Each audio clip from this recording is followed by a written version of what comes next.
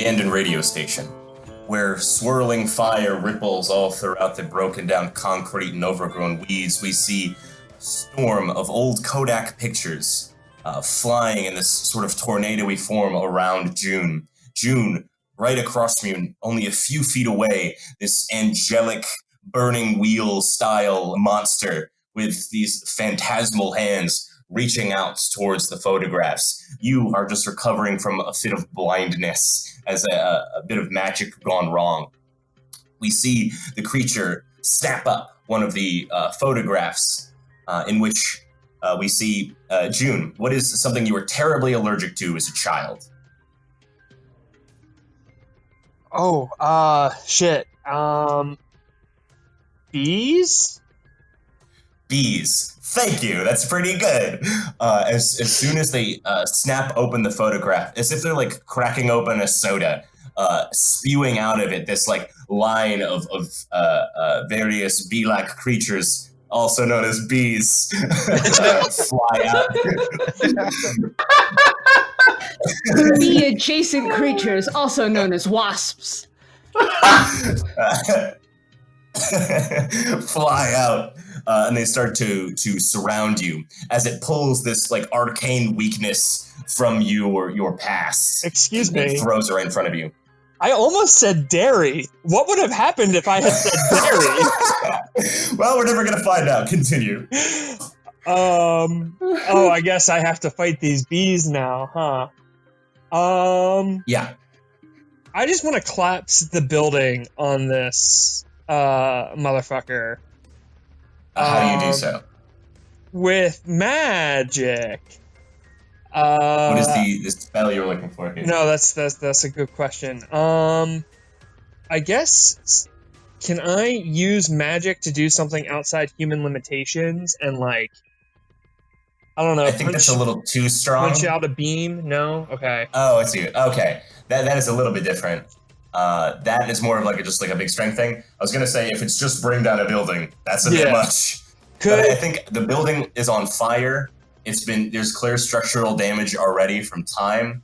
I think if you want to try that, you absolutely may. Cool.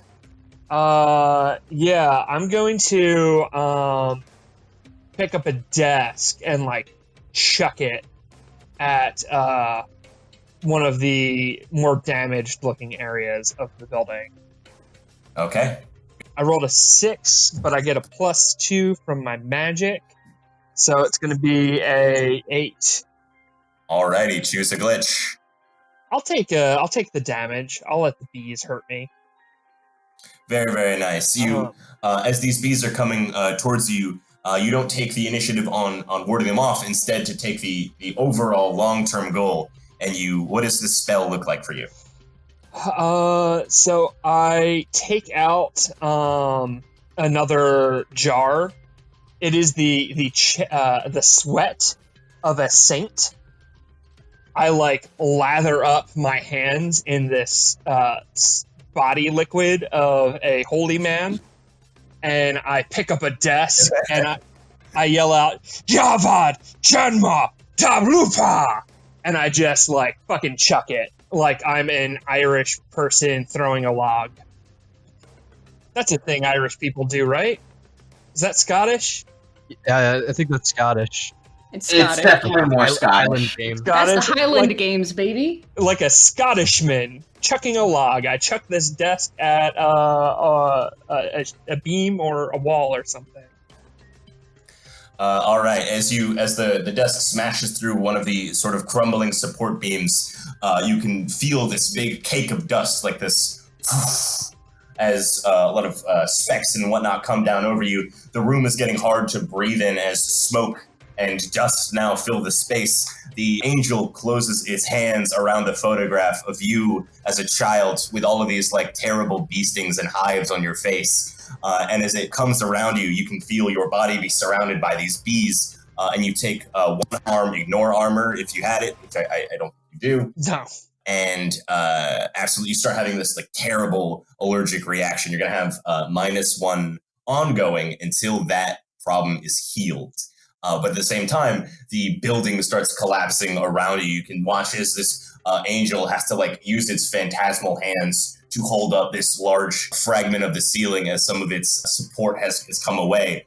And for the moment, it's like held in place. And you know that within a little bit of time, with the fire, with the structural damage to this building, what will come down? What do you do?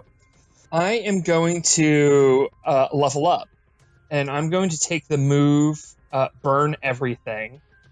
When you use magic to inflict harm, you can choose to inflict 3 harm area, magic obvious, or 3 harm ignore armor, magic obvious. Beautiful. I'm going to pick area because I want to increase the fire everywhere. I am going to look at this angelic being and say, as I like dramatically like spit out some blood, I'm like, that's the thing.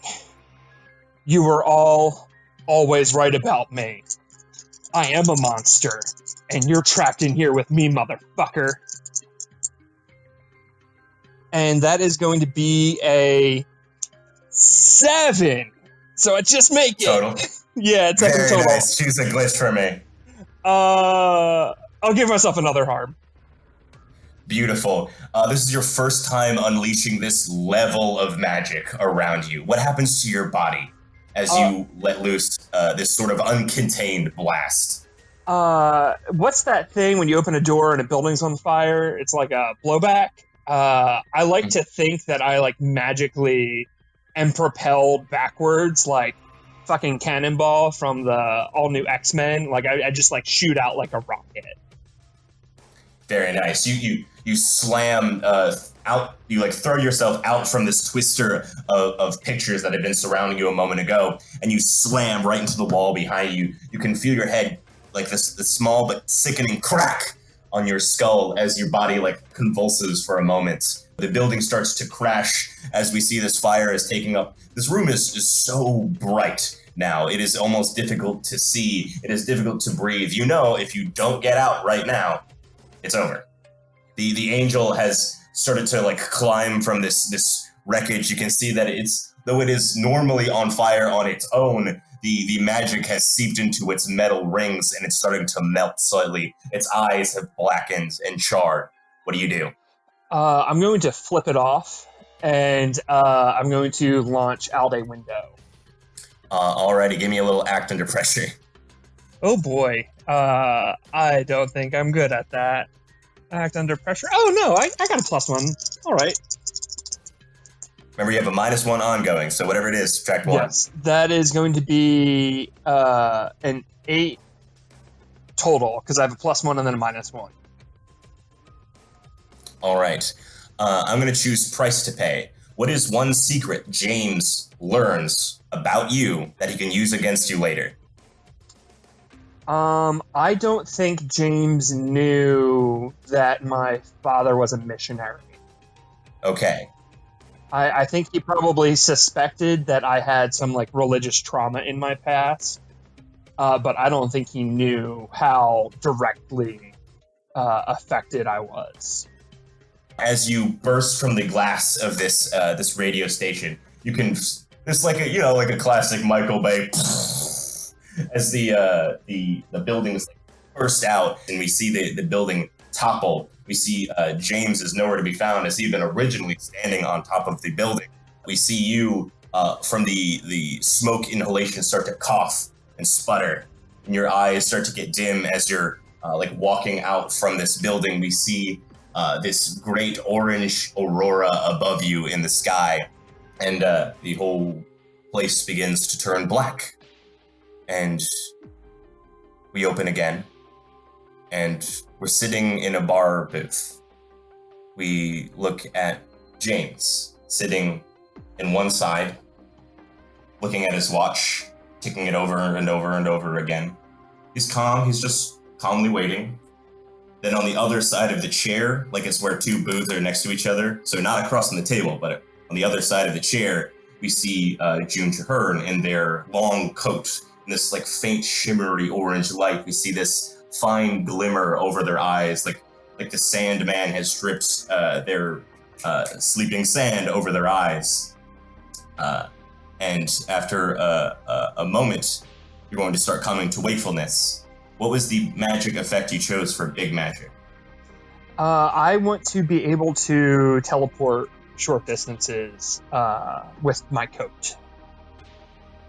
Alrighty. And what we agreed upon is you may use magic to teleport a short distance. I'll send that to you in a second. And short distance, we'll just leave it at that without putting a number on it for vague narrative purposes. I am remarkably fucked up right now, too. I have 5 harm. Absolutely. So I'm, like, covered in blood and, like, bruises and burns as I put on my new coat. We see June's body unconscious on the booth. Their physical form looks clean at first, but as they start to come to wakefulness, their hands start to show heavy signs of burning. We see their face start to puff up slightly, as if these bee stings had somewhere spawned out of nowhere into their body. We see them look fucked up as you come to wakefulness. What does your coat do as it becomes filled with this magic as a gift from James's trial? I really love the idea of the coat looks very, very plain from the outside, but it is on the inner layer is this rainbow patchwork pattern. And when I use the magic of the coat, the rainbow patchwork emits lights and like flashes, and the color kind of escapes out from underneath. Very nice. That effect goes off right as you wake up, as it occurs to you that this situation that you were in before has gone from not real to solidifying as real, from a dream to reality. What does your body do, and what does your mind do? I think my mind is just like, ouch, ouch, ouch. Everything hurts. I think my body maybe inadvertently like teleports for the first time. Mm-hmm. So like I shoot up off the table and I'm like over by another booth. Is it sort of just like a flash of light and then you're there? Yeah. As you rematerialize in this other booth, you hear the condescending classic sound of James's "Well done." And in just under 15 minutes. I think that's a new record, June. How was that for secrecy, bitch? Well, that is the idea, isn't it? They had armaments against you, secrets, allergies, weaknesses, and all. And you burned them down. Ain't nothing to be telling them. That is secrecy, my friend. Who the fuck were they? That is not important, as they are no longer around. You did good. You did good. Look, I'm a nobody. Someone's coming at you through me, though. And I think you should tell me who the fuck they are. Roll me investigate a mystery. Oh yeah. That is going to be a 9 plus 1, so a 10. Alright, hold 2. What happened here? What sort of creature is it? What can it do? What can hurt it? Where did it go? What was it going to do? What is being concealed here? I think what was it going to do and what is being concealed here are going to be my 2. What was it going to do? You can tell as you kind of rework through this whole system in your mind. I don't think this happens with James necessarily explaining it to you, but as you are coming to consciousness more fully, that what was it going to do? You can feel this intense sort of flow of magic through your hands now, that this intense danger, as well as this great success at destroying weaknesses about yourself, comes to effect, that you feel more magically empowered, that this little current going through you, the intent of this activity here was to grant you power, was to give you a degree of magic from a dangerous source. And your other question? What is being concealed?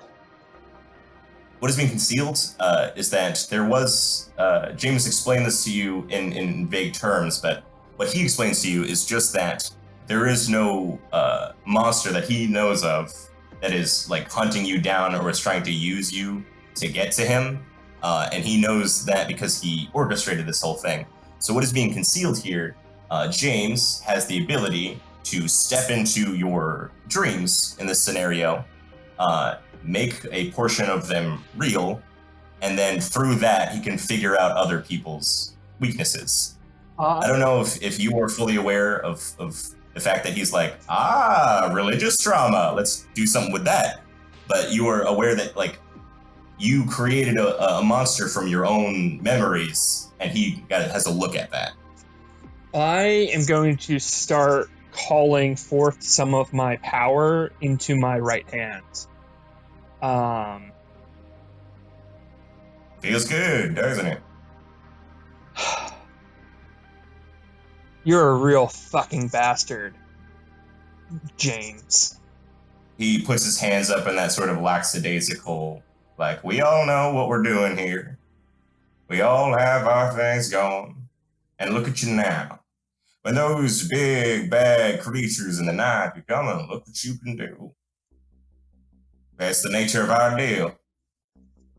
I'm going to dispel the energy harmlessly and walk behind the bar and pour us both some drinks. That's what I like to see. He stands up and he takes a drink with you, and he starts chit-chatting in the way that you kind of guys always do, where he is vaguely cryptic half the time, but he is acting like nothing is wrong here. You are badly wounded, and he isn't trying to restore you in any way. He assumes you will deal with this yourself. He has never predicated this on the idea that he's protecting you. And I think that is very painfully obvious now. As I raise my glass to a toast, I give him a wink and I say, Proverbs 20:30. So as he takes a shot and pours another row for you, he says, care to explain? Proverbs 20:30. Blows and wounds cleanse away evil. Trials and tribulations purge the inmost being. And I down my whiskey in one shot and motion for him to pour me another. He does, and he says, that they do, June. That they do. And he takes one of his own, and he then, motioning to the television, just turns it on. As the TV spawns on, it pictures a car as it's driving down the road. We see this one now banged up, some of the wood paneling of the car, this old 1984 Chrysler Baron, now missing some pieces and squeaking here and there, pull up to a bar called the Engine Room. And Cascius Montgomery, you're free to step out. Yeah, I'm gonna step out of the car and I'm gonna check the generic brand base book. I don't know what My Face or some bullshit. Yeah, sure. My Face. I'm gonna check My Face to make sure that it's the right place, and then I'm going to press on in. Okay. We can kind of hear in the sort of like looking at the camera screen, we see this sort of overlay, this faint, distant overlay of those newspapers slamming on the table. Hero psychic saves girl, and all of these antique horror show sales spinning off the dollar as the show takes off from this great publicity stunt. As we pan down from it, we see Cascius now in your more wrinkled, kind of greasy self as you step into the Engine Room. A curious establishment that probably shouldn't exist. The Engine Room is a weird sort of biker bar where it's really divey and grungy. There's like, scratched up wood benches and stickers and band things all over the walls and wood on most of it. And then for some reason, attached to the establishment, so there's like a glass door window situation between this and another one. There's like a hobby toy store, like a train, like a model trains store connected to it. Incredible. Now, the person working the bar is sort of this fresh out of college, like a little bit older Dana Walker, who is not dressed for any occasion. This is a biker bar. They kind of know what's up. They're wearing like a tank top and like one of those half aprons you wear when you're like a waiter. They look more tired than they did before, but definitely more relaxed. The model train store owner, who I guess you can see through the door/window, is like a much older man who probably should be running like a confectionery somewhere else, as they're wearing like the red and white striped shirt with a red apron and like a weird old-timey conductor hat. And they're, sitting at their desk and happily plugging away at a wooden train off to the side. And it is pretty evident that neither two people could afford one establishment on their own, so they went in on one together and just divvied up the space. It's like a Long John Silver's Taco Bell combined, but like for a very specific clientele. Exactly. Soren, did I miss anything? I don't think so. Are there a lot Perfect. of people in here right now? What time of day is it pulling up? I would say this is like just after sundown, so it's people are filtering in. It's not too packed. It's not too rowdy yet. People aren't like drunk off their ass or anything. At least not yet. Gotcha. All right. There are a couple kids in the toy store, I guess. That's a good idea. We really get them in here for the trains, and then they stay for the Black Velvet whiskey. Honestly, it's probably like a weirdly convenient thing for bad parents who like go to the bar to get drunk and then send their kids off to hang out with the weird old train conductor. It is a good business model, I'll say. But I'm gonna but convenient. I'm gonna saunter my way up to the bar. Alrighty. You walk forward, and as you start walking closer to Dana, what is something you do about yourself to kind of present yourself again as you re-meet this person from your past? So as I like sit down in front of them, I'm going to take off the crumpled hat that I'm wearing and like reveal my face to be, me. But it's like absolutely the exact same suit that I was wearing before. It's just significantly worse condition. Very, very nice. As you sit down and show off your now more weathered face, how long has it been since that incident? I want to say like at least somewhere between like 6 to 8 years. It's been a while. Okay. As you sit down and review yourself, Dana, who going from a college-age person to a young adult person really hasn't visibly changed that much either. They turn around and look at you with like a moment of confusion first, and it's that sort of confusion where they're not. It's not like, what are you doing here? It's like, do I know you? Crap. I'm gonna have to say hi, and if you do know me, like that sort of like moment of panic. That's yeah. I'm just gonna sort of go with it and be like, what's the best drink you got in here? Huh? They turn around, and dive bars ain't known for being terribly high class, so she just kind of motions to the mixers for a whiskey sour, and gives you like a look. And how much is that? It'll be $7. Ooh, I think that's more southern than she was before. $7. Time has changed her. Well, what's your $3 drink? It's okay nods. if we use the well liquor. She now at this kind of like clicks in her head, and she nods. And she just reaches down behind the bar, and out of like a mini fridge pulls out like a tall boy of like PBR or That'll do. RBR. I don't know. You know what I mean. Wraps the blue ribbon. and and cracks it open and sets it down in front of you. And she says, "It'd be $2." All right. I'm gonna pull out like 2 individual crumpled ones out of different pockets. And she says, how you been? It's good. I'm making do. We're just surviving. It's a wild world out there. The camera quickly cuts to outside where the bumper on the car funks to the ground. Cuts right back in. What was that? Couldn't tell you. Probably just some Rust Belt clunker out there. The people around here. Yeah, all right. Anyway, what have you been up to? You look great. You've been exfoliating? I'm sorry, exfoliating? Yeah, that's what I said. Exfoliating.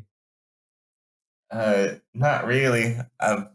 It gets kind of sweaty in here, I guess. Ah, well, whatever.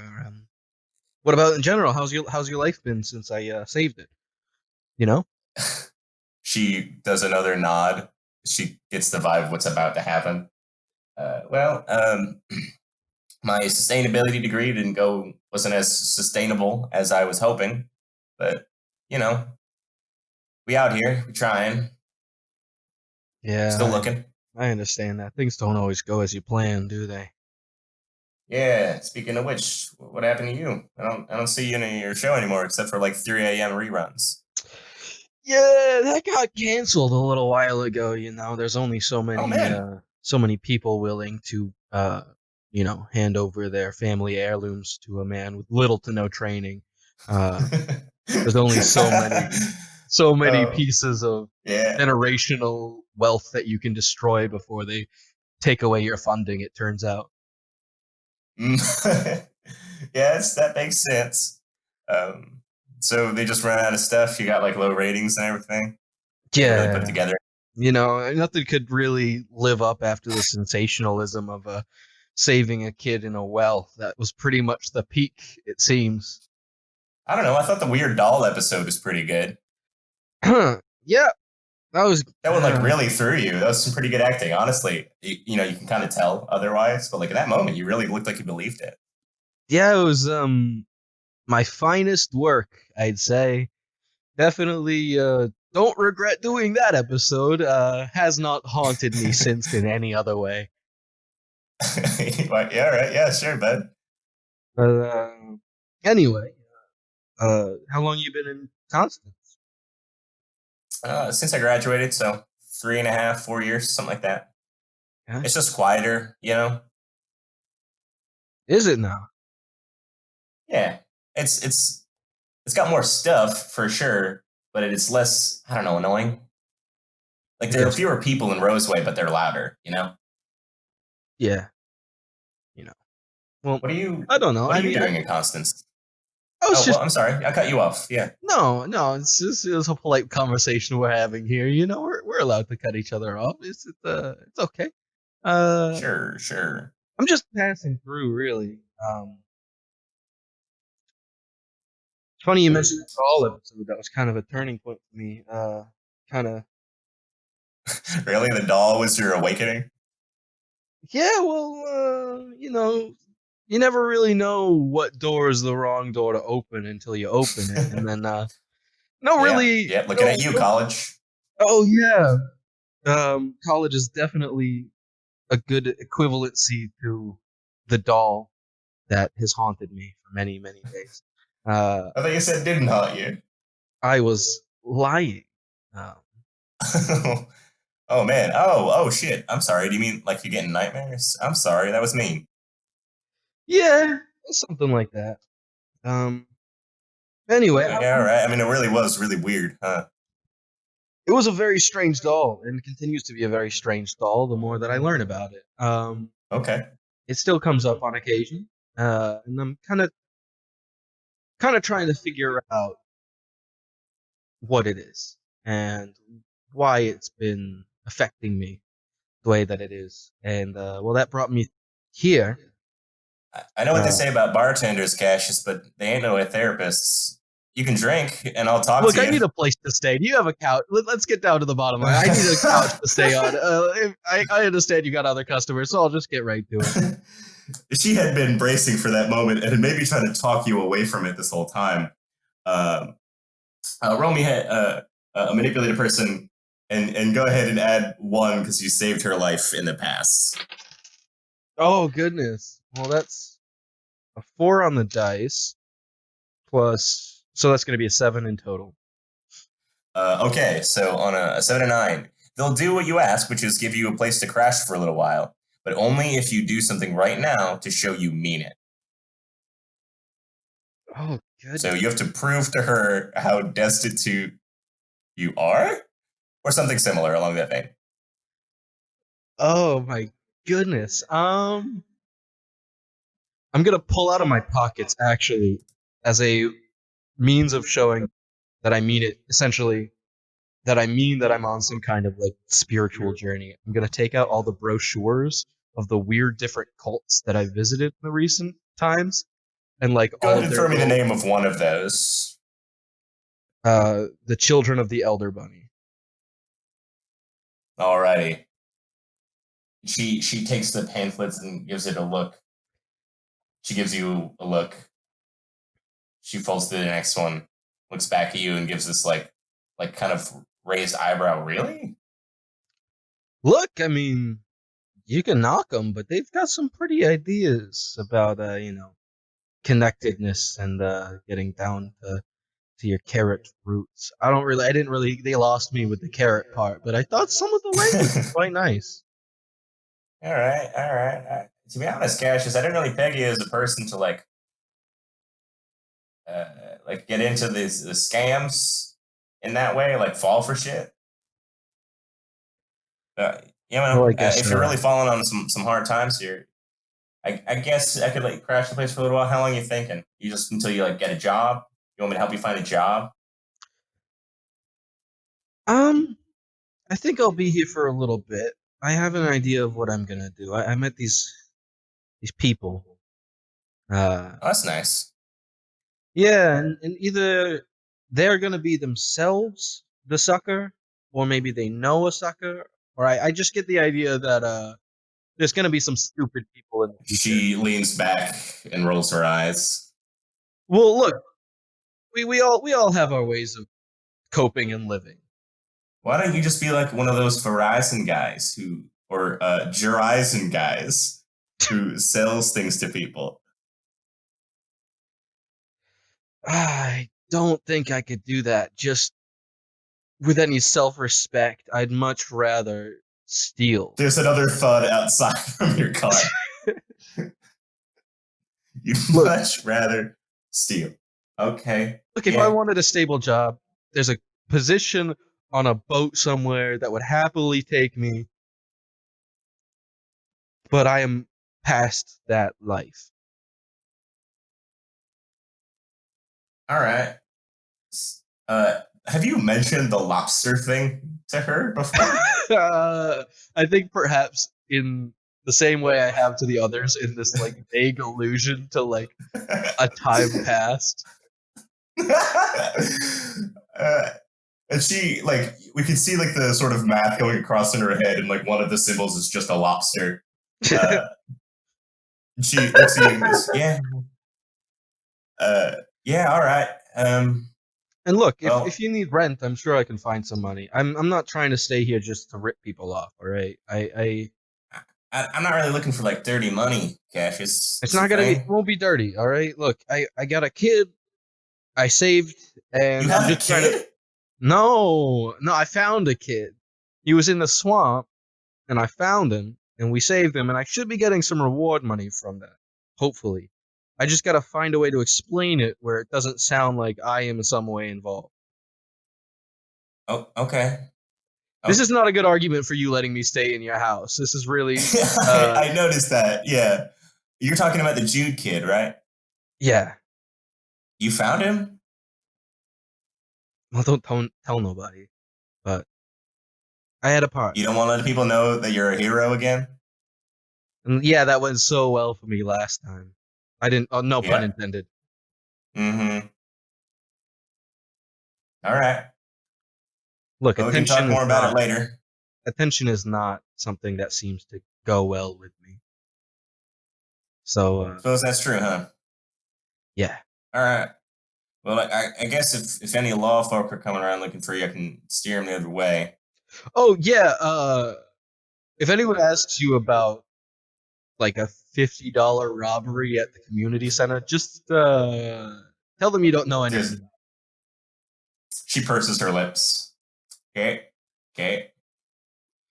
But I promise, All right. after that, up and up. All on good things, I guess. I don't know. I just really need a place. Yeah. All right. Well, I want you to know, if this bites me in the ass, I'm taking you down with me. Well, I guess I'll have to bring my waiters, because, if they get, I was gonna make another well joke, but I'm really, I'm tapped. Yeah, those got really tired, huh? Yeah, it must have gone dry. Or, All right, drink your stupid beer. And as you knock back your beer, Dana, for you, will count as an ally. That is a person who you can reasonably trust to get certain things done. And they have different qualities where it's like ally subordinate, follow your exact instructions, lieutenant to execute the spirit of your instructions, friend, motivation to provide emotional support, bodyguard to intercept danger, confidant to give you advice and perspective, and backup to stand with you. She can kind of fluctuate between friend and bodyguard in that she will help you evade the law. Gotcha. That's very sweet of her. And you saved her life, and I think she's kind of in this like stage of her life where she's going to realist about where like, what's a little bit of crime? Yeah, that's the spirit. Yeah, you're not like a murderer. Fine. Very nice. And as you guys knock back your beers, you hear a toot toot. Oh, it's loose in the street, everybody! As the old man in the store accidentally lets a train out into the bar, and the camera pans up to the sort of fluorescent lights that bog down the aesthetic of the room. And as they come back down, we see we're back in the basketball court, where some bit of gum, and by bit I mean a shit ton of gum, is like swinging pendulum style from the ceiling as the ceiling fans routinely float it back and forth. And Grandmaster Chuck Hayes is eating like a ham sandwich, like a gas station ham sandwich, as he's sitting on the bleachers. I think Beck will. How are we gonna get this gum off the ceiling? Isn't a question I was prepared to answer. I'm gonna try to use magic to do something beyond human limitations, which is maybe either jump really high or grow really tall so I can reach this gum. He puts a hand on your shoulder and says, "Magic shouldn't be the answer to everything." And he nods on over to the supply closet, which has like cleaning supplies and tools in it, and a ladder. All right. I just thought it could be a practical application of not going for it. Dog won't hunt. We clean up our messes around here, and we do it with elbow grease. Okay. I think Beck, sighs, and they go over to get the ladder, and they start scraping the gum off of the ceiling. Very nice. And Chuck isn't like you're not like his workhorse. He also gets a ladder and is up there with you. He's like rolled up his sleeves. He's chewing his sandwich as he's taking a scraper to like carve off the gum. Nice. What do you say to him? So, Master, I was thinking. So, like... He says as some gum has landed on his face. Oh, sorry about that. If some of the monsters can think for themselves, like, just as fully as you or I can, isn't it possible that there are good monsters? like, if all a person is what they commit themselves to doing, couldn't they just make good decisions? He clicks his tongue and roll me investigate a mystery. Okay. Nice. That's a 10, baby. 10. All right. On a 10, you can hold 2. That is, what happened here? What sort of creature is it? What can it do? What can hurt it? Where did it go? What was it going to do? And what is being concealed here? I think to start, to the best of Chuck's understanding, what sort of creature is it? Which is to say, like, does Chuck believe that monsters are inherently evil? Well, one time, as I was still in training, as I was an acolyte like yourself, a team that I was in charge of went down to a power plant in New Orleans. There we were fighting, it's hazy now, but to the best of my recollections, it was some sort of electric specter. Like it took energy from the electricity around it and was able to recirculate it and engage in a lot of paranormal activities. And so we had been dispatched to go take care of it. It blew a couple of the transformers. And like we can see like this sort of vague film over his head where there's like classic action movie style stuff going on, but it's like hazy. Like people's faces aren't showing up. There's like static all over the place, especially after the boom where a transformer blew and everyone was like thrown from the building and is like now bleeding on the floor. There was a stranger occurrence than perhaps I was prepared for. The monster escaped, but at the time, a different creature had sort of taken the field. All I can really remember was the sort of like ghostly. Have you ever seen a giant arthropod, like in those games? Yeah, in games. Yeah, like a giant arthropod. Had been floating. There was a couple of them that had floated towards us, and at the time we were so weak that we couldn't really move. And I remember thinking, this is it. In these final moments, after being bested by another creature, it's this shitty little thing that's going to finish me off.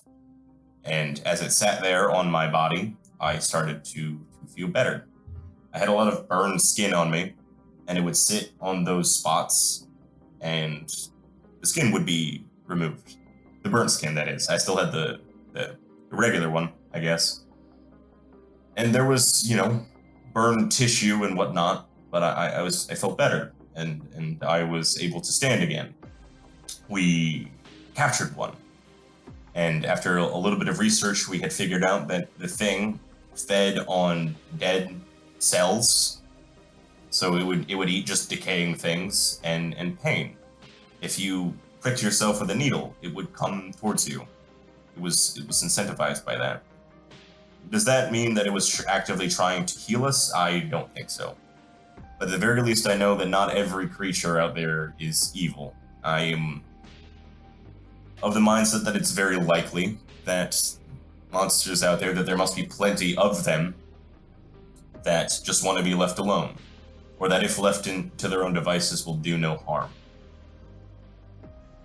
But that's as far as I know. Okay. If I ask Hayes more questions, do I roll investigate each time, or can I save my other hold for the rest of this conversation? Yeah, you can. Okay. Yeah.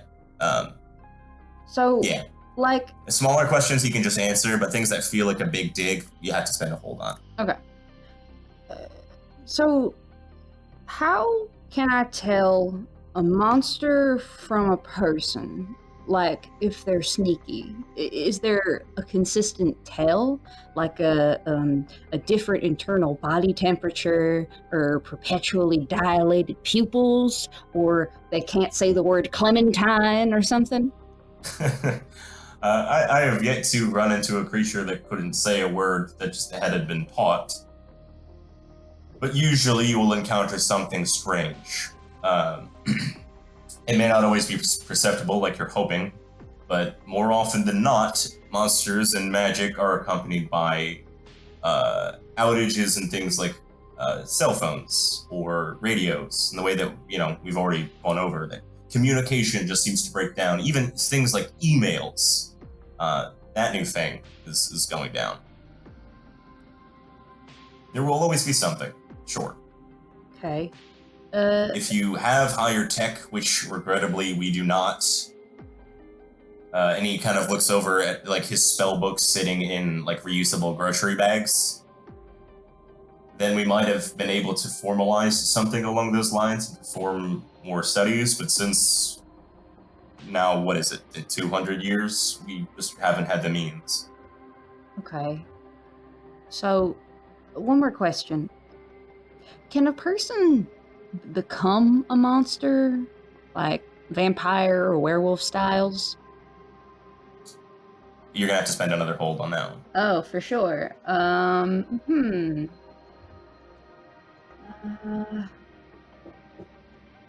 Maybe what can it do?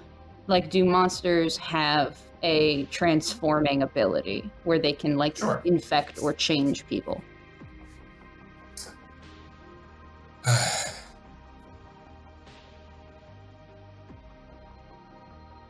So,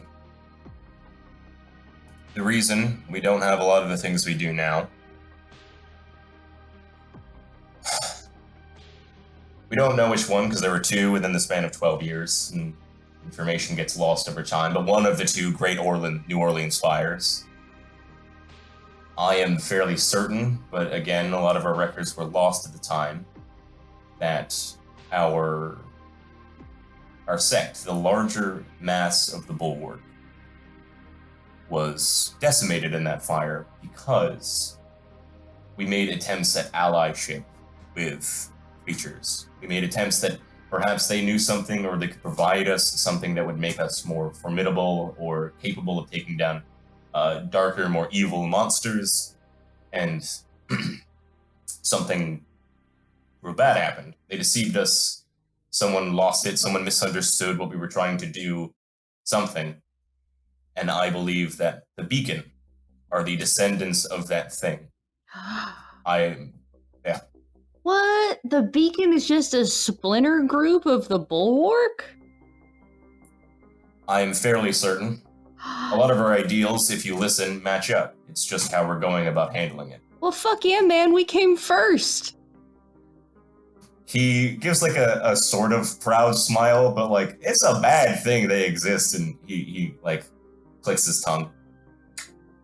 Yeah, I mean, they are a ruinous faction for sure. It's just, cool that we have a leg up on them history-wise. I suppose, but I would say that these days they have more ammunition than we do.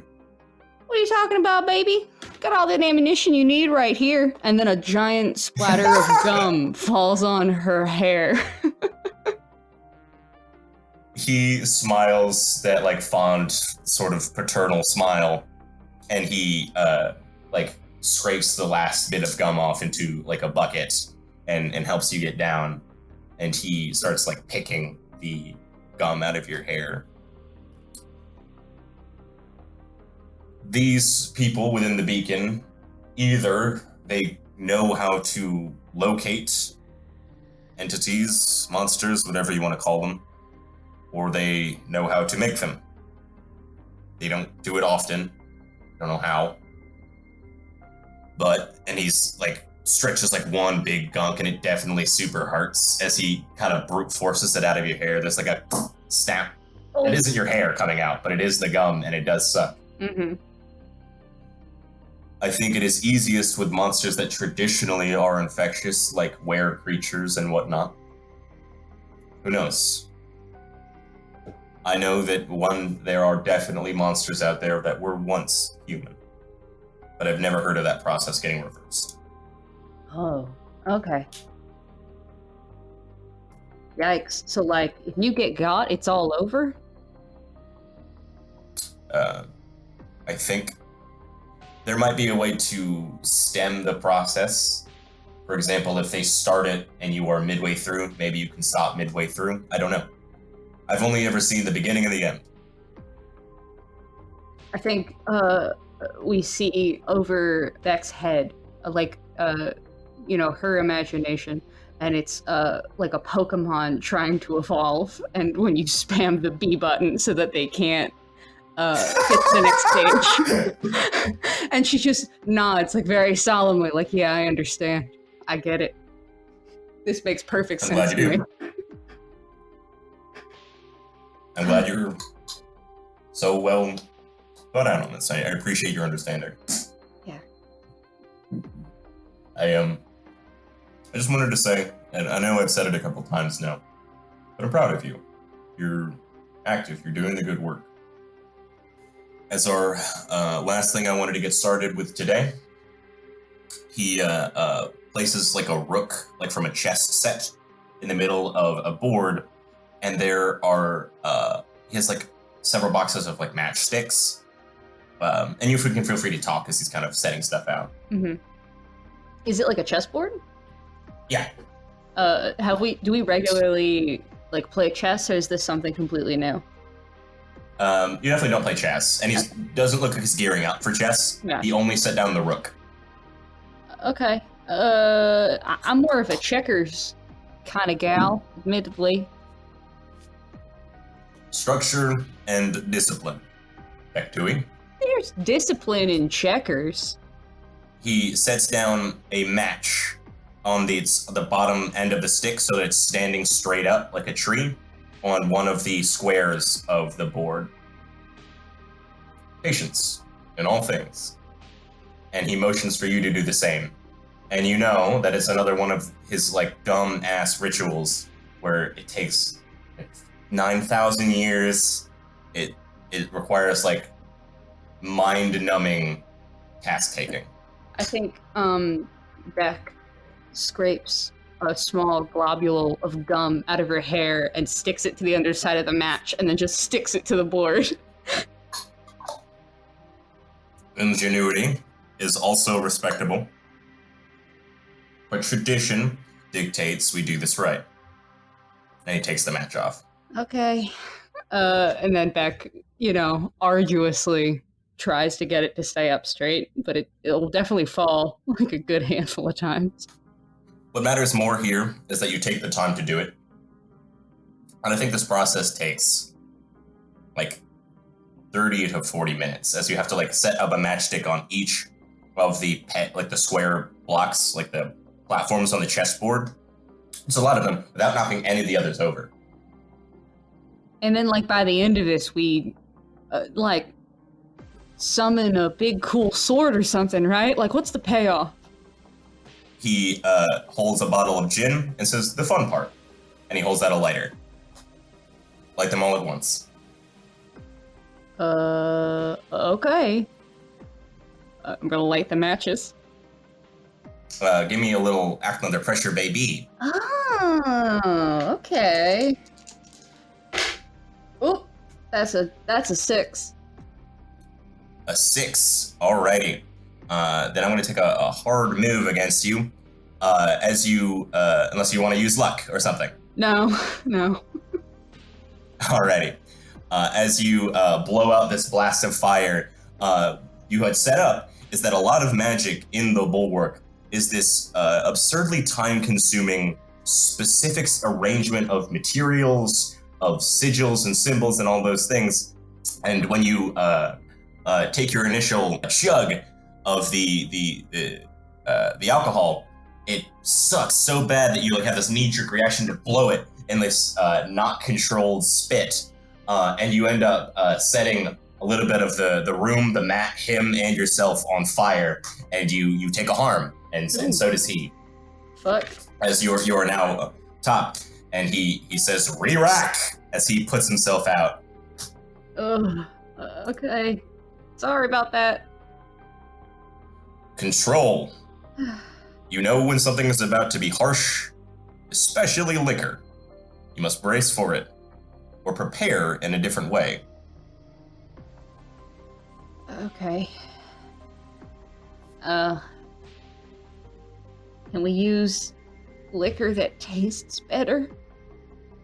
I don't have any. It's like paint thinner. That's cool. Just in the future, can we get like a Four Loko or something? I don't know if that's flammable or not. Okay. Do you have something in your lunchbox? And he says lunchbox with a, like, noted pain. Just my trusty Capri Sun. So, no dice. Oh, and a carton of milk. There, he, like, looks at the ground as you say Capri Sun. How old is Beck again? Not ripping on Capri Suns, but in Chuck's mind, like, he is, thinking about that. Beck is 26 years old. He nods. He doesn't, obviously not to that, but he nods. Yeah. Beck will, go about trying to set up the board again. Okay. Now that we're here, now that you're ready, prepared, you may either use Act Under Pressure or use Magic. So, I leveled up when I set my cool avuncular master on fire. Nice. And I took the move Bottle It Up off of the professional, which Hell let yeah. me add up to +3 on my Act Under Pressure roll. And then you hold the same amount that I hold, and you get to fuck me up later by giving me -1s forward or more on anything that isn't Act Under Pressure. That's tight as hell. Yeah, so I gave you some knives to stab I me like with. it. Yeah. Roll it. So I'm gonna give myself a +2 because Beck doesn't have any cool. Can you choose it after the roll? Like, could you, like, get close? We'll take a look at it. No, I don't think it says. If you want, you can take up to +3 bonus when you act under pressure. For each +1 you use, the hold can be spent. I guess it doesn't necessarily specify. Yeah, so it's up to you. Choose it after. That way we can kind of have a more fluid flow of it, rather than like you being like, oh, I didn't use it, I should have. Okay. So I rolled a 6, so I'm just gonna do +1 to get me to a mixed success. Is your cool 0? Yep. I rock a chuck and I do weird magic and nothing else. Alrighty. I still hate Rock a Chuck. You're the alright, only on a 7-9. one. Everyone else loves it and have become endeared to Beck Tui for it. It's very The good. keeper is Yeah, get on board. It will be a t-shirt. Don't fight me on this. Our first and only t-shirt. I'd wear a Rock Chuck t-shirt. Only 12 will be made. They're a collector's We'll have item. a special collector's edition of Back to Nunchucks. They could have like the lunchbox on the back. Subscribe to our Patreon if you want a Rocket Chuck t-shirt. That's very good. Alright. On a 7 to 9, the keeper's going to give you a worse outcome, hard choice, or price to pay. Alright. I'm going to choose hard choice. You are under pretty heavy scrutiny right now for Chuck Hayes to elevate you, to advance you to sort of the next stage of being in the bulwark. Not necessarily like that. It wasn't. There's no tiers. He has explained this millions of times. But to prepare you and give you more individual agency. You can either fail this and like throw out the liquor, spit sideways, protect yourselves. But you know for a fact that doing so will mean that you fail this task because it's like midnight and that you will have to come back to it later. This will delay your progress, but no one will be harmed and he won't be mad at you for any other potential thing.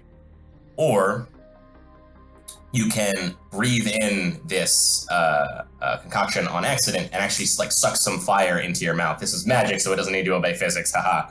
And this like pain that you absorb, like when you use Bottle It Up, it's like I've bottled a little bit of fire in you, and the next time you get hurt, I will use that later. Oh, I'm definitely go for that latter option because it's juicy, and I think that the first option implies a degree of patience, which is important to the bulwark, but that Beck does not have yet. Alrighty. Then that little bit of fire you've bottled up in your body, you can feel like this sort of vague tingling sensation. And if any of you have ever seen any sort of TV show where people can like see your blood moving around your body, or they get like a weird X-ray vision, you can see for a moment this like faint image of like this orangey magical light tracing throughout Beck's body.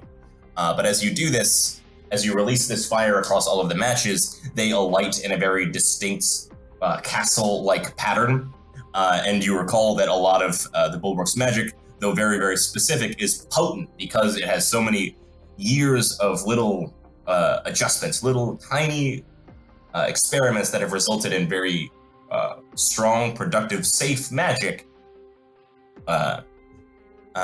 With capable results, it just means that if you have to put so much more time into it. And we see that the little rook, the actual chess piece that's on the board, alights. These little sigils that have been carved into it fill with this orangey glow as the matches like burn down to the chessboard, and the chessboard spins and slowly rotates as a thin column of air raises the chess piece up above it, and Chuck snatches it out of the air and takes a little needle and a chain and pokes it through and starts to tie it up. Says, "Well done. Congratulations. How are you feeling?" Great. So good. Yeah, I'll try to find a tastier liquor next time. I didn't have too much on me at the moment. I'm sorry, I apologize for that. He says, not recognizing the magical mishap. Mm-hmm. What do you say to him as he hands you this little necklace? What's it do?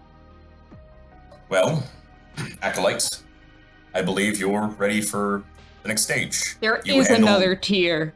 I knew it. I proved myself. I persevered. We started from the bottom. Now we're here. Tier 3, baby.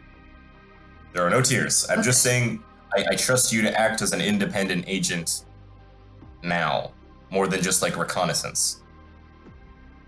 You understand? Yeah. Okay. This, if you are to engage a creature by yourself, which I normally do not recommend, but you have shown some ingenuity and the benefits of your practice here today. This, as he like places it around your neck and puts a hand on your shoulder, should help give you a little bit of protection. And Beck Tui, on an out-of-game note, what that does is on a kick some ass, if you should ever pick inflict terrible harm or suffer less harm, you will take one less. So that you can choose to either be really offensive and be relatively safe, or really defensive and be really defensive. Nice. I like it. Yeah, and it's just one less harm, so it stacks with armor, is the idea, if you ever get any. Yeah. Dunk. As he like looks down at you, and he's like a good head taller than you. I know I said it a bunch already, but I'm proud of you. Oh, really? I never would have guessed. Thanks. It means a lot. I'm glad. You're gonna do great things, Acolyte. Beck. And he gives you like a sort of an awkward thumbs up, like a good dad thumbs up. Oh yeah, it sucks, and it definitely like bolsters Beck like a good amount. Like it's such a bad, awkward, cheesy thumbs up, but it feels great. He gives like a face away, eyes closed, furrowed mustache smile with the thumbs up, and he gets all of the lights and stuff back on in the gym. He starts packing up, and the materials that he had brought with him, he like snaps his fingers, and with a whoosh, they drift back up into his backpack. And he gives like a smile with it, as he had not moments ago said magic isn't the answer to anything. And he says, and sometimes it can be fun. And the two of you exit the gym together into the open night air. We return to the handwritten letter written for a Blarney Stone. The letter itself written in sort of shaky handwriting, but one that you, Flint, recognize. The last thing you received was the letter that read, "I want to preface this by saying I have no intention of publishing this information. Do you really believe in the supernatural?" What do you say? Well, what do you write? I reply with, "Yes, I believe. Are you in danger? If so, let me know where to meet you. And we can talk in person without me bullshitting you. Signed, Barney Stone. Yeah. Where do you leave this this missive? Do you leave it like at the store? Do you like leave it with a person? Yes. I leave it at the store on the counter, signed to addressed to who it's supposed to go to, folded. But I try to make sure that I'm not seen dropping it off. Okay. You leave it there. I think the store is often empty, so it's not too hard. You get a response a couple days later. There's a little wait with like a chat handle, an instant messenger handle. You know, whatever one is relevant to this time. Asking, essentially, you can get to a computer and they will talk to you at a distance. I guess I'm headed to the library. You head on over to the Constance Library, a quaint little place that is woefully underused, if only for photo shoots, for movies sometimes, and for people that want to say they read books, so they hang out there. But for the most part, it's relatively empty, and you can get onto one of the office computers that they have set aside. You have they put it in 15-minute slots in case it's packed, but you have long enough because no one's really here in the first place. Fantastic. I assume you set yourself up with an instant messenger chat handle. Yes, I do. And you eventually get like a little, or you have to send them a message first. Wait, yeah. What's the chat handle? Good point. What is your chat handle? Oh. Monsters are real 420 420. I was going to say Blarney Stoner 420 Blaze it 6969. It's pretty good. That's very good. Very good. I like that very much. Good. I like that Flint maintains a weird sense of humor right now. Is that what we go with? Yep, 420. Blarney Stoner 420 Blaze it 6969. Instantly, we can feel Lewis question how old you are. But that doesn't matter. As a second later, they type in this sort. You can watch this kind of blue text roll across the screen. Have you ever dealt with a monster? And they post and like a series of like image links to the newspaper headlines they had shown you before, when they pointed out several different potential use. And they said, have you ever dealt with a monster since then? Since the incident where I lost those people, I've dealt with one. One? Question mark? And we fade out. The camera pulls upwards to the open night sky and back down to a rusted old pickup truck that has clearly seen better days. We see the headlights flashing forward on an old, long dirt road as it pulls up towards an old southern mansion with miles of plains between here and the next house. The lights are on, but the family is outside. Flint, at this time, however old you were, how did you get into contact with this family? Probably some sort of wanted ad in the paper about, like, them thinking that it's maybe needing a weird type of exterminator, and eventually convincing them, no, it's a monster.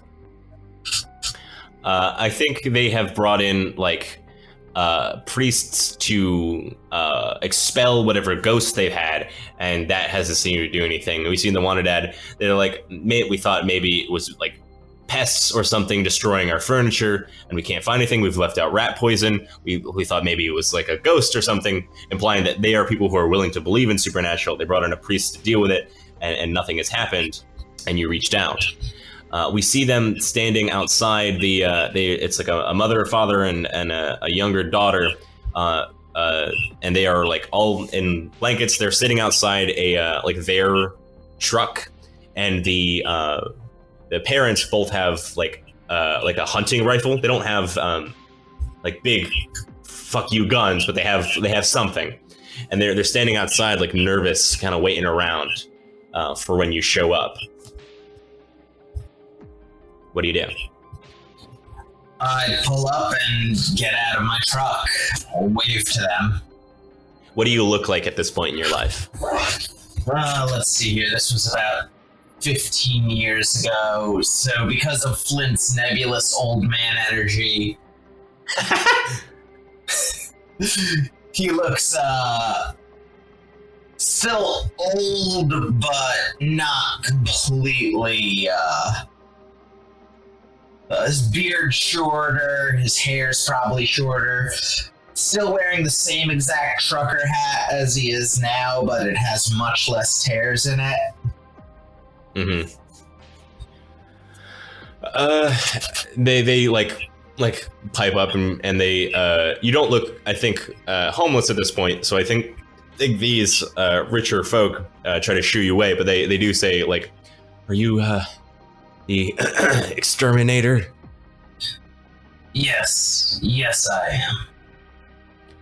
All right, it's fucked up our cool wagons. It's fucked up our couches, our paintings, our vases. I don't know what to do about this thing. It's burning through so much money, and it's clear they don't actually feel like they're in danger. They feel like they're like annoyed. Yes. Is there a room it tends to concentrate on more than others? Give me a little investigative mystery. All right, that's plus sharp.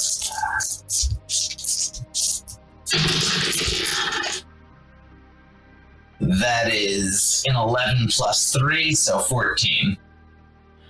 Since this is in the past, I think we have to still keep it at 2. And then when we get back to the future, you'll have your plus 3. Oh yes, good point. So 13. Either way, still awesome. Hold 2. What happened here? What sort of creature is it? What can it do? What can hurt it? Where did it go? What was it going to do? And what is being concealed here? I'm gonna go with what kind of creature is it and where did it go?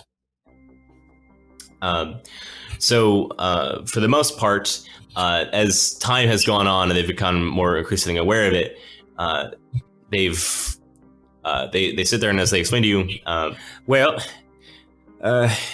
think it's little, right? Because it's not throwing any big stuff. Like it hasn't knocked over my piano. It's just like eating the keys, I think, because they go somewhere and I don't know where.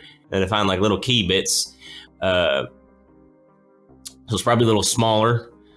Every now and again we hear like little scratching noises and like little hack, like a little hack, like when a cat's getting rid of a hairball, that sort of thing. None of us ever touched it, but we can every now and again one of us like slips in some kind of snot, right? And I think that last bit pings on your brain is like, this is probably some sort of goblin. Some sort of little trickster, goblin, gremlin sort of thing. Yeah, sure, bud. All right. I mean, I guess I'll trust your judgment. You're the only person that really knows this sort of thing. Thanks again for coming out.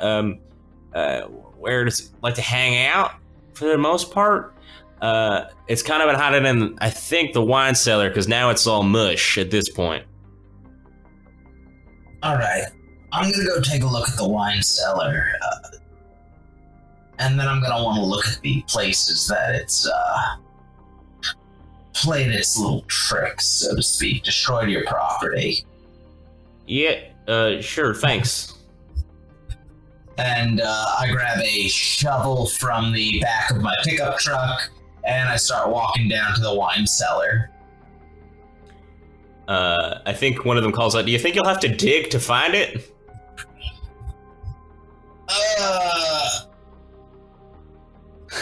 Probably not, but a shovel's just a very useful tool. You can protect yourself with it, you can move loose floorboards with it. You can move a brick with it. I'm trusting your judgment then. Please don't destroy my house if you can avoid it. I'll do my best. So I'm going to head down to the wine cellar.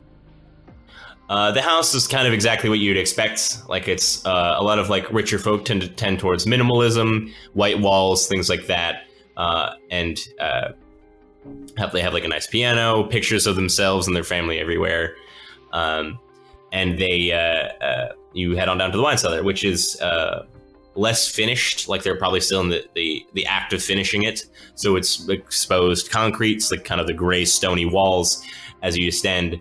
And the wine cellar is just kind of like, wooden racks, and it is covered in broken glass and presumably different bits of wine. So it's kind of got this like pinkish sheen to it when lit, when you hit the switch, and mixed with this sort of, dust and whatnot that is that permeates the floor.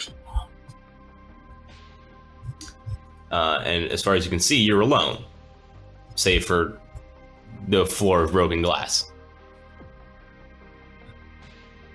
I'm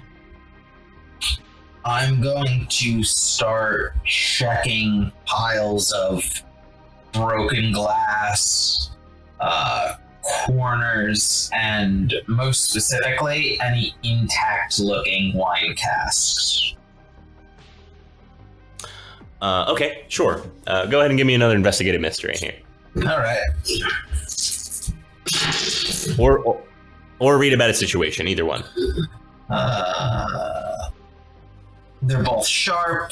That's 8 total. Sure. Would you prefer investigative mystery or read about situation? I'll go with read about the situation. That seems smart.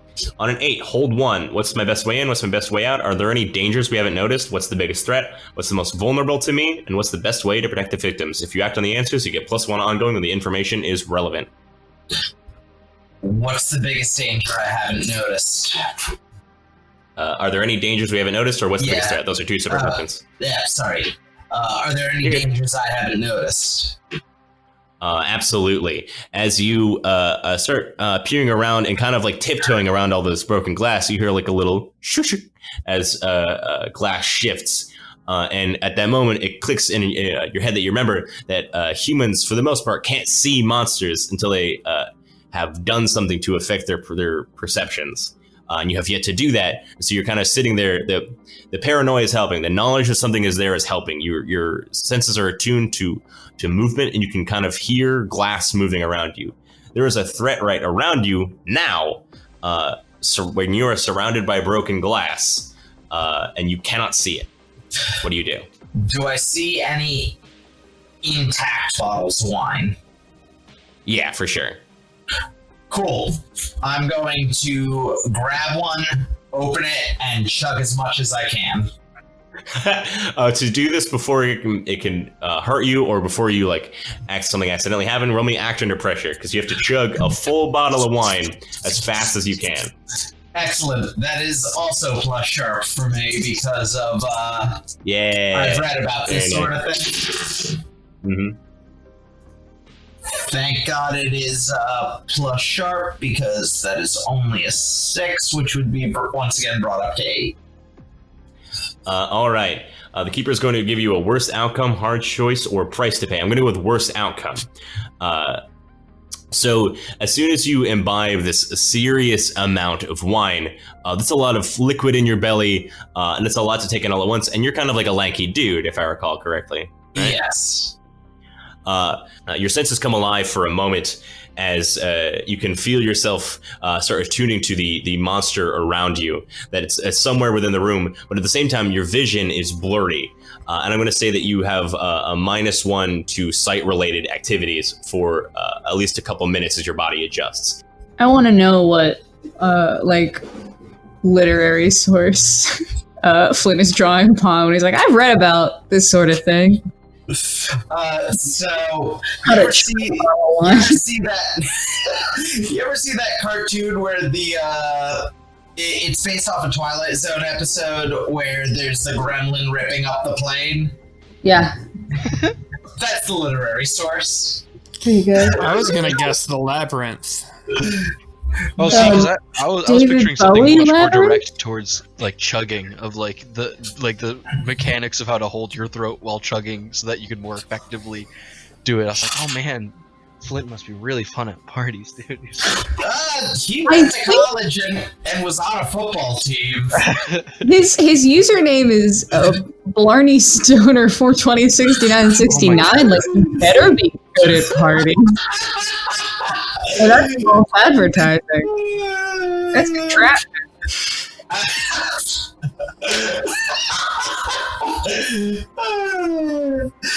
At the moment, you are in a bad physical situation, in a bad environment, with a monster that you know to be weak, but if you're caught off guard, can be the end of you. Yeah. What do? You can, as you start peering around this room, you can see like this vague imprint of green for a moment. It's blurry as you kind of stumble for a minute as it hits you, as you adjust yourself. You can feel the liquid in your stomach, and it throws you off a little bit, like it's very visceral, this sensation in your stomach. But not too far away, you can start to see like little like long cat-like ears. You can see a little scratch of fingernails here and there. You can start to smell this sort of odd like decay or like fermentation that's not the wine. What do you do? Is there a bit of wine left in the bottle? Yeah. I kneel down and I reach my hand out to offer the monster some of the wine. I'm guessing it's a good and expensive wine. You don't have Dark Negotiator, so I don't think you can manipulate a person here, or manipulate a monster in this case.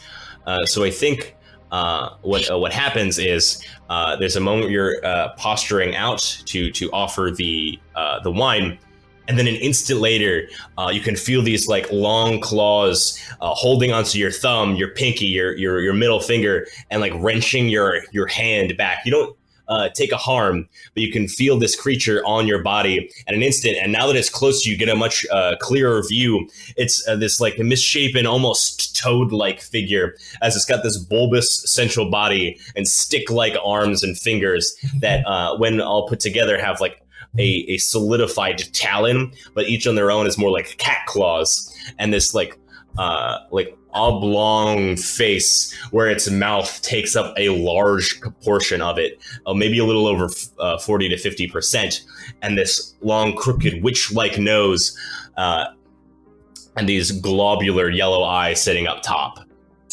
What do you do as this thing is like on your hand? Oh, I could care less if it actually drinks the wine. I just wanted it in striking distance. I'm gonna smack it over the head with a shovel. Very nice. Give me a little kick some ass. And one of my Make sure to dice. have a -1 because of the you're drunk. So Yep, so it's a +0. One of my dice hit the floor. My first one was a 6, luckily, so let's see what the second one is. 2, so 8. 8. On an 8, you kick each other's ass. This creature is like whipping its head back and forth like it's possessed. It's letting out this as it's rolling all across your arm, and like a weird like cat, it's carving up the flannel and jacket, and you can see blood start leaking out, and you take 2 harm as it starts scraping away your skin, and you start bleeding as it hits like a vein and an artery here and there. And you deal. This is a shovel. Let's go ahead and use your iron club, I believe you have for damage of 2 harm. Iron crowbar. Yeah, 2 harm. Yeah, 2 harm iron, presumably, as you smack it across the face, and it goes like flying across the room because this thing weighs nothing. And it like smashes up against the wall, and you hear like a weird squeak, as if its body had like an excess of air in it. And there, as it hits the wall, it deflates a little, and it lands, and you can see it like skittering along the ground like a little gremlin, because that's what it is. quick question before I make my next action. From my investigative mystery earlier, would I know exactly the name of the type of creature it is now that I've gotten a better look at it? Absolutely. Let me take a look. This is called a Hopkinsville Goblin, is the only name for it, because no one else has encountered it, but they are like a classic cryptid around Kentucky. So while you're not in Kentucky at the moment, that is the type of monster that it is. It's just like shitty little like annoyance that when in large groups could be a problem, but this is a singular little thing. The hell are you doing outside of Kentucky? This is why we shouldn't be bringing fruit across state lines. And it whips its head back and forth and like vibrates at a speed that makes it kind of blurry on its own, even if you were already seeing a little bit of double, and it doesn't seem to talk. But it does throw a little glass at you. Ah, you little shit. I'm gonna start playing drunken whack-a-mole like many a parent at the Jersey Boardwalk. Very good. As you are like slamming your shovel around, you hear as it starts ripping bottles from the wall and throwing them at you. Roll me an act under pressure just to catch the creature first. Ah, damn it, you little shit. Act under pressure. I think that's plus cool. But for me, it's plus sharp. So 9. 9. On a 7 to 9, the keeper's going to give you a worse outcome, hard choice, or price to pay. Simple one, price to pay. It lobs a bottle at your dome, and you take a harm that does not ignore armor as this like wine splashes in your face, and you can hear like somewhere outside the rich parents like they're like weird like my money senses tingle, and they come back to you real quick. That was a 76. That was my chateau. Go ahead, and you may now roll me kick some ass as you've caught up to this creature. What does it look like as you like get right up to it, as it's like throwing wine bottles at you, like a cartoon? Definitely. I'm trying to figure out how to explain it without referencing a specific show, but it is definitely a nonchalant. I am beating this small creature over the head with a shovel with a very dull look on my face. We pan outside the wine cellar for just a second as we hear boom, boom, boom, thud, boom, boom, as we just hear the shovel smacking all over the room. Go ahead and give me your kick. That's what I'm talking about. Okay, that kicks some ass is a 10. 10. All right. On a 10 plus, choose an extra effect. You gain the advantage. Take +1 forward. You inflict terrible harm. +1 harm. You suffer less harm. -1 harm. Or you force them where you want them. Terrible harm. Very nice. How do you want to slay this dumbass goblin? Just whap it over the head with the shovel a couple times and then wrap it up in a blanket. We see that like its little goblin legs start to like dig a hole to the ground. We see it like open up a little bit of the concrete, and then a shovel slams on the top of its head, and part of its body sinks in. The shovel slams on the top of its head, and part of its body sinks in as its head deflates. Slam on the top of its head as it's mostly underground with only its body, with body underneath and head up top in a classic whack-a-mole fashion. It's like head is shaking around with like its tongue sticking out and like blood leaking out of its ears, and you can reasonably wrap it up in a little blanket. Do I see any paint thinner down there? It's a base. Yeah, there's like a little tool shed. Yeah. Yeah, I'm gonna put some on a rag. That's fair. For what? Just to have for the next 10 minutes or so. Yeah, okay, sure. Absolutely, you wrap it in a rag and you hear from above, "Did you get it? Yeah. It sounded bad." Yeah, I got it. Okay. And I start heading upstairs. I go to the dad and, you wanna see it? Yeah, fucking sure. Why not? Alright, here, smell this first, and I put the paint thinner rag in front of his nose. Very smart. I was gonna ruin that. As he like is surprised by this, and he takes this big puff inhale, he gasps, and we can kind of see his eyes dilate a little as he coughs and hacks. And I unwrap the blanket. He immediately turns his rifle on it in like a moment of panic. It's already dead. Don't worry about it. There's like a yelp from the other side of the truck. No, the other people are like in the car and like ready to go, so I don't think they see it. But he's like visibly shaken because this maybe points out a lot about how the world works that he didn't know before. I'm gonna bury it in the backyard if you don't mind. Yeah, that seems good. So I go in the backyard and I start digging a hole. Yeah, I think it's a pretty quick cut too of Flint outside the dirt. Medium hole, deep hole, goblin inside.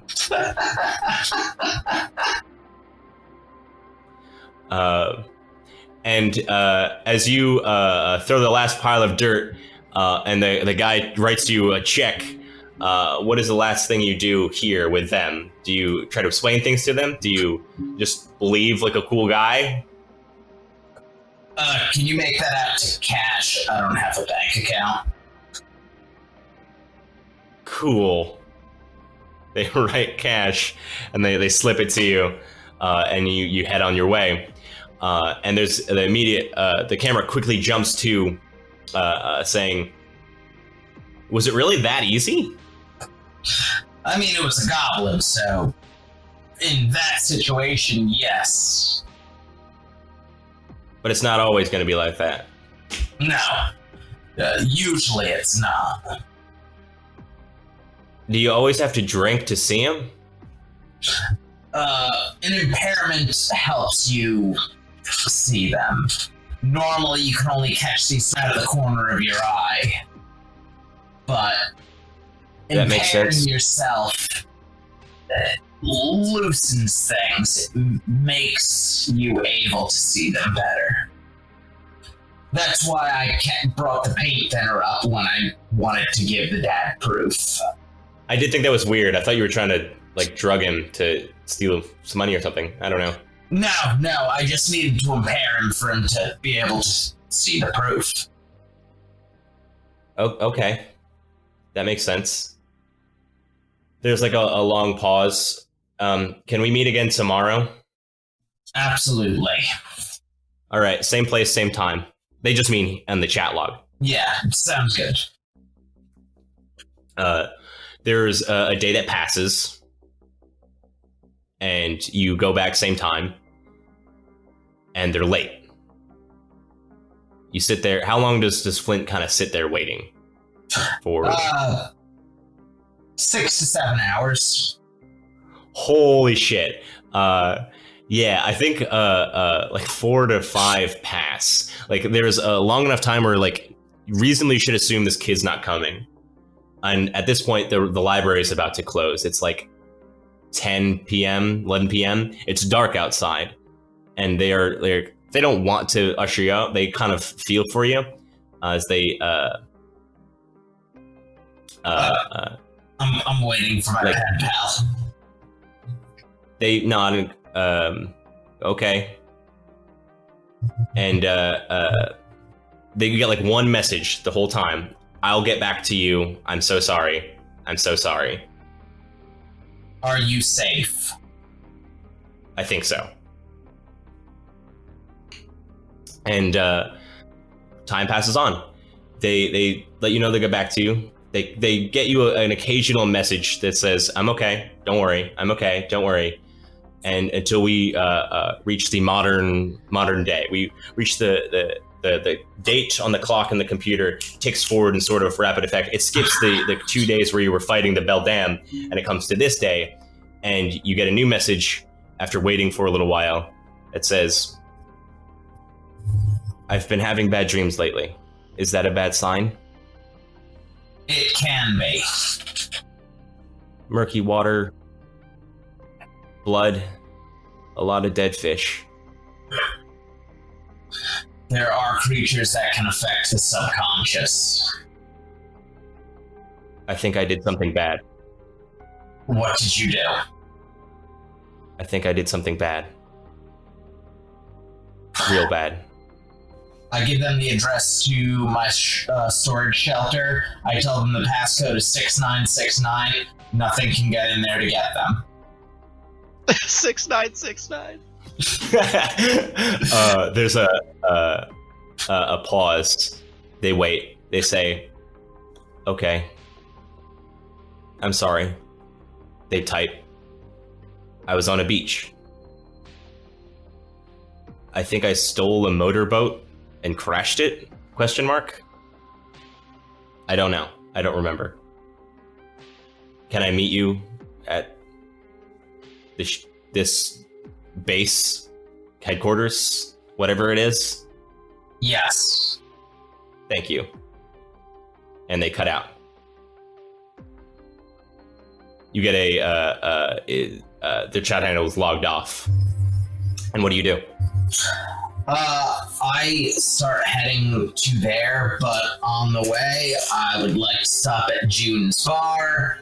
I would like to stop at the YMCA and see if I can see Beck. And I want to keep my eyes open for Cascius. Absolutely. Right before you leave the library, sitting outside, you see an old friend of yours. They are smiley. They are well dressed. They're holding an umbrella, but it's not raining. And they have the loveliest green eyes. And Mr. Delaney looks at you, smiles, and points down to what looks like an old, kind of junky dirt bike. He has a little piece of paper in his hands that says, you've never spoken in English before, but he looks at you and he points to the paper and it says the words "by," like B-I space math. By math. And he hands it to you. By math? And then they turn the keys and the dirt bike kicks on. They wave at you, they smile, and they start to walk away. I can't pay for this. I don't have the money to pay for this. They keep walking. I'll do double cleaning shifts at the storage place. They like wave behind themselves as you they walk away. I take the dirt bike and I go to gather people and get to the storage area as quick as possible. We see the rev of the motorbike, and because it's a motorbike, it's not like a cool like low rum. It's sort of that like high pitched as Flint, you take off with an unprepared wheelie into the night. We see June. If I could just stop you for 1 second. Sure. What's up? The further south you go, the cooler that wah becomes. You're correct. We are as south as you get. We hear a cool wah as the dirt bike kicks off into the town streets in the middle of the night. We see like a flicker following behind Flint as we see the spotlights falling behind them from light to darkness, the light to darkness. We see June taking one last shot with James Pale before he takes off to his mysterious places in the middle of the night with a condescending but joyful wave. We see Chuck wishing Beck well after giving her a ride home in his like Ford F-150, Jord F-150. We see Cascius at Dana's place just outside as she's helping him bring in the last remains of his luggage, the least of which she pulls out of the trunk and goes, "Hey, Cascius, what's with this doll?" And we exit out.